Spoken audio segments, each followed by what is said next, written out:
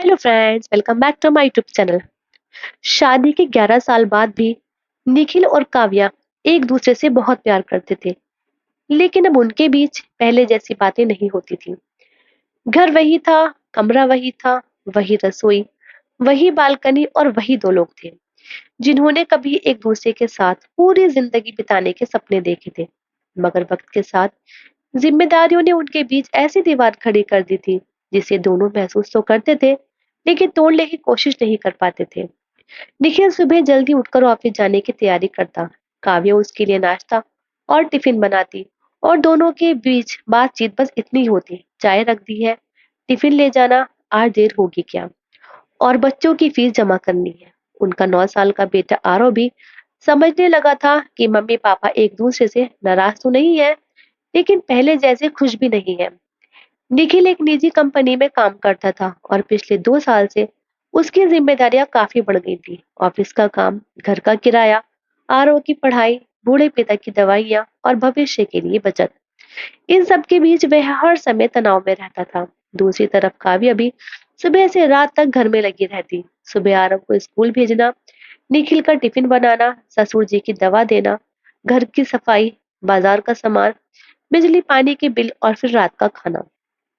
उसे सबसे ज्यादा तकलीफ इस बात की नहीं थी कि वह इतना काम करती है, बल्कि इस बात की थी कि जब भी कोई उससे पूछता ही नहीं था कि तुम थक गई हो क्या। एक रविवार की सुबह काव्या ने नाश्ता बनाकर टेबल पर रखा और निखिल से कहा, आज सोचा था कहीं बाहर चले, आरव भी कई दिनों से कह रहा है। निखिल मोबाइल पर ऑफिस का मेल देखते हुए बोला, आज बहुत जरूरी काम है काव्या, अगले रविवार चलते हैं। काव्या कुछ पल उसे देखती रही और फिर धीरे से बोली, अगला रविवार भी तो किसी काम में निकल जाता है। निखिल ने सिर उठाकर देखा, लेकिन उसकी आवाज में शिकायत सुनने के बजाय उसे लगा कि काव्या हमेशा की तरह नाराज हो रही है।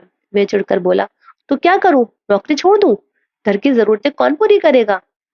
काव्या की आंखों में आए आंसू उसने छिपा लिए और चुपचाप रसोई में चली गई।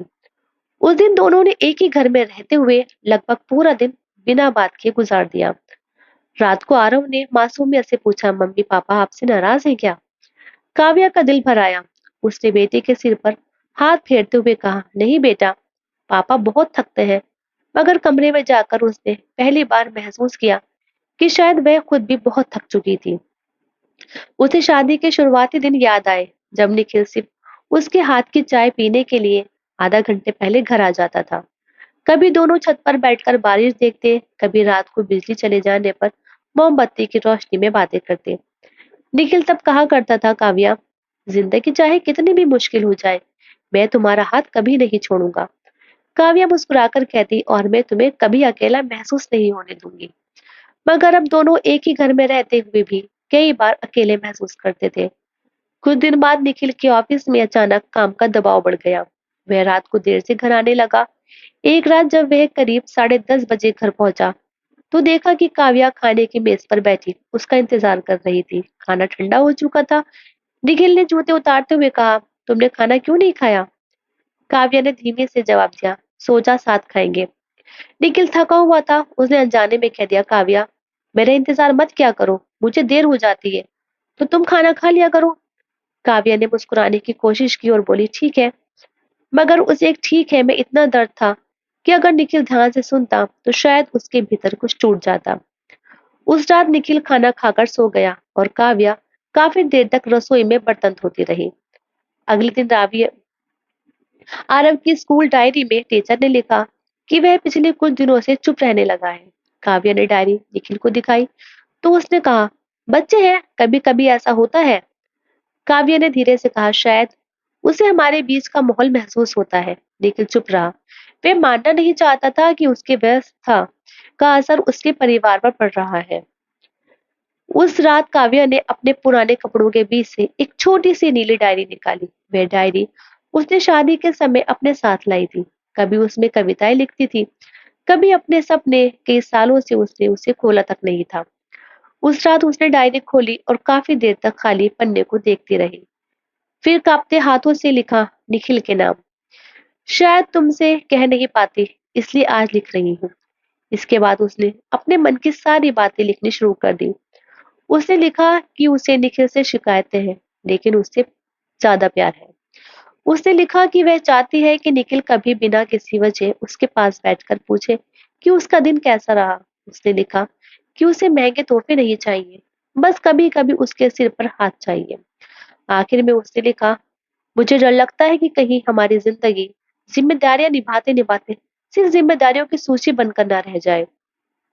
डायरी बंद करके काव्या की आंखों से आंसू बहने लगे। उसने डायरी तकिए के नीचे रख दी और सो गई। उसे नहीं पता था कि अगले दिन यही डायरी उसके जीवन में एक ऐसा मोड़ लाने वाली थी जिसकी उसने कल्पना भी नहीं की थी। अगली सुबह काव्या जल्दी उठ गई। उसने नाश्ता बनाया, आरव को तैयार किया और निखिल के लिए हमेशा की तरह टिफिन पैक किया। निखिल जल्दी में था। उसने टिफिन उठाया और बिना कुछ कहे बाहर निकल गया। दरवाजे तक पहुंचकर अचानक वह वापस लौटा और बोला, काव्या, मेरी नीली फाइल देखी है? काव्या ने अलमारी की तरफ इशारा किया। ऊपर वाले खाने में है। निखिल फाइल निकाल कर चला गया।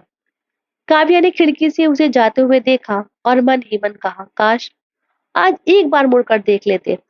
उसी दिन दोपहर में काव्या को अचानक तेज सिर दर्द हुआ। उसने काम छोड़कर थोड़ी देर आराम करने का सोचा, लेकिन आरव के स्कूल से फोन आ गया कि उसे हल्का बुखार है। काव्या तुरंत स्कूल गई, बच्चे को डॉक्टर के पास ले गई और दवा लेकर घर लौटी। निखिल को फोन करने का कई बार सोचा, लेकिन फिर फोन रख दिया। उसने सोचा, ऑफिस में परेशान होंगे, क्यों अपनी परेशानी और बढ़ाऊं। शाम को निखिल घर लौटा तो उसने देखा कि यार वो सो रहा है और काव्या रसोई में अकेली खाना बना रही है। उसके चेहरे पर थकान साफ दिखाई दे रही थी। निखिल ने पूछा, आरव को क्या हुआ? काव्या ने कहा, बुखार था, डॉक्टर ने दवा दी है। निखिल कुछ पल चुप रहा और फिर बोला, तुमने मुझे बताया क्यों नहीं? काव्या मुस्कुराई, आप काम में थे। निखिल को पहली बार उस जवाब में अपनी गलती महसूस हुई, मगर उसने कुछ नहीं कहा। खाना खाने के बाद काव्या ने वही नीली डायरी निकाल कर मेज पर रख दी। वे आरव की दवा लेने के लिए पड़ोस की दुकान तक गई थी। निखिल पानी लेने आया तो उसकी नजर डायरी पर पड़ी। ऊपर लिखा था निखिल के नाम। उसने पहले डायरी बंद करने की सोची, लेकिन तभी पहला पन्ना खुल गया। उसकी नजर एक लाइन पर पड़ी, मुझे अपने पति से शिकायत नहीं, बस अपने पति की जरूरत है। निखिल वहीं बैठ गया। उसने अगला पन्ना पढ़ा। उसमें लिखा था कि काव्या को उसकी कमाई पर गर्व है, लेकिन वह चाहती है कि निखिल ये समझे कि घर संभालना भी काम है। एक पन्ने पर लिखा था, आज मैं बहुत थकी थी, चाहती थी कि निखिल बस इतना पूछ ले कि मैं ठीक हूं या नहीं। उन्होंने पूछा, जरूर, लेकिन आरव की फीस के बारे में। अगले पन्ने पर लिखा था, आज उन्होंने मुझे देखकर कहा कि तुम हमेशा शिकायत क्यों करती हो। मैं शिकायत नहीं कर रही थी, मैं उनसे अपना हिस्सा मांग रही थी, उनके समय का हिस्सा। निखिल की आंखें भर आई। उसने आगे बढ़ा, मुझे पता है निखिल बहुत मेहनत करते हैं। मैं जानती हूँ कि वे हमारे लिए रात दिन काम करते हैं। कभी कभी उनका गुस्सा भी समझ आती हूँ, लेकिन क्या उन्हें ये पता है कि मैं भी हर रात उनके लौटने का इंतजार करती हूँ? क्या उन्हें पता है कि उनके दो प्यार भरे शब्द मेरे पूरे दिन की थकान मिटा सकते हैं? निखिल ने डायरी बंद कर दी। उसके हाथ कांप रहे थे। उसे याद आया कि पिछले कई महीनों से काव्या ने उससे कुछ मांगना ही बंद कर दिया था। उसने समझा था कि पत्नी को अब कोई शिकायत नहीं है, जबकि सच्चाई ये थी कि काव्या ने शिकायत करना छोड़ दिया था, क्योंकि उसे लगता था कि उसकी बातें सुनने वाला कोई नहीं है। तभी दरवाजा खुला और काव्या अंदर आई। उसे निखिल के हाथ में डायरी देखी तो उसके चेहरे का रंग उड़ गया। वह कुछ पल चुप रही, फिर बोली, आपने पढ़ ली? निखिल ने सिर झुका लिया, हाँ। काव्या की आंखों में शर्म और डर दोनों थे। वह बोली, मैं आपको दुख नहीं करना चाहती थी। निखिल ने उसकी तरफ देखा और कहा, दुखी तो मैं हूं, इसलिए हूं कि तुम इतना कुछ अकेले सहती रही और मुझे पता ही नहीं चला। काव्या की आंखों से आंसू निकल पड़े। उसने कहा, मैंने कभी नहीं चाहा कि आप कम कमाए या अपनी जिम्मेदारियां छोड़ दें। मुझे बस आपका थोड़ा सा समय चाहिए था। कभी मेरे पास बैठकर बात कर लिया करो, कभी पूछ लिया करो कि मेरा दिन कैसा रहा। मैं भी इंसान हूँ निखिल, मुझे भी थकान होती है। निखिल उसके पास आया और पहली बार कई महीनों बाद बिना किसी तर्क के उसकी बात सुनता रहा। उसने कहा, मुझे लगता है कि मैं परिवार के लिए सब कुछ कर रहा हूँ, इसलिए मैं सही हूँ। लेकिन आज समझ आया कि परिवार को सिर्फ पैसे नहीं, मेरा समय भी चाहिए था। मैं तुम्हें सुरक्षित भविष्य देने में इतना खो गया कि तुम्हारा आज ही अकेला कर दिया। काव्या रोते हुए बोली, और मैंने भी अपनी बात कहने के बजाय चुप रहना शुरू कर दिया। शायद मुझे भी आपसे खुलकर बात करनी चाहिए थी। निखिल ने उसका हाथ पकड़ लिया। गलती दोनों की थी, लेकिन अब हम इसे दोबारा नहीं होने देंगे। तभी कमरे से आरव की आवाज आई, मम्मी पापा आप दोनों रो क्यों रहे हो? दोनों ने आंसू पोंछे।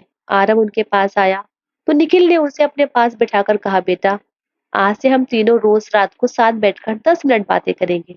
आरव खुश होकर बोला, सच? काव्या मुस्कुरा दी। निखिल ने उसी रात फोन एक तरफ रख दिया और तीनों साथ खाना खाने बैठे।